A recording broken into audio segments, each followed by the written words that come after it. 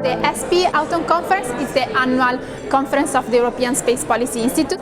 It takes place here in Vienna, where our institute is based, and every year we choose a specific topic that will be particularly important for the current landscape. So last year it was on commercialization of space, and we thought about what could be the theme for 2023. We decided to discuss governance at large. This is also about space exploration, it's about commercialization, it's about security, it's about many domains. And I think it was the right time to address this. The objective was really to look at the governance in the broader context of Europe, contextualizing the international landscape, as well as then zooming in on how public and private actors deal with the space domain and the space sector in Europe. This year's Autumn Conference has been a reigning success. We've welcomed over 200 participants spanning over 45 different countries, and the conversations being had around European space governance have been nothing short of inspiring and thought-provoking. The sessions have all been exceptionally interesting. The highlight has been welcoming a variety of actors ranging from the public sector to the private sector and industry to hear their insights and perspectives on European space governance and the space sector more generally. Getting to hear especially from industry stakeholders has been very thought-provoking and interesting, because we all know they've played an increasing role in the space sector, and I think they will continue to play an outsized role going forward, especially in the governance domain.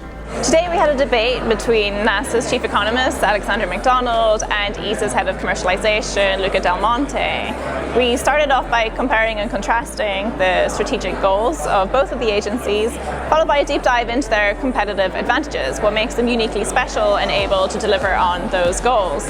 As well as that, we looked at the role of the government, especially with respect to the future of the industry.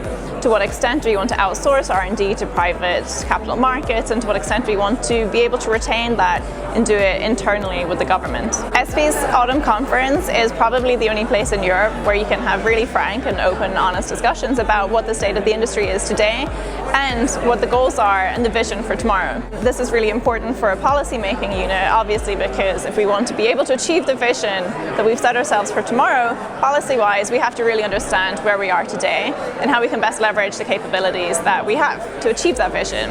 ESPI is one of the best organizations for being able to create this environment whereby we can have key stakeholders who are able to talk very openly. If you ask me about highlights, I think it was interesting to see when the Indian Space Agency had the main speech on the first day, to see how a space nation with a vision and a political will, they actually land on the moon. And they started after the moon landing of Apollo 11, and I wish we will be able to ignite some of this also within Europe. My favorite part of the Autumn Conference is what comes after the dialogue. After the speakers, they've been in session, and you get to exchange with them and get a more personal insight. For next year, I'm quite confident that we will zoom into security and defense, because this is really, for reasons we would maybe not like to see, but it is something that dominates the debate outside space, but increasingly in space. And in a year from now, I think we will be mature to put this in a debate that will be as interesting as it was today.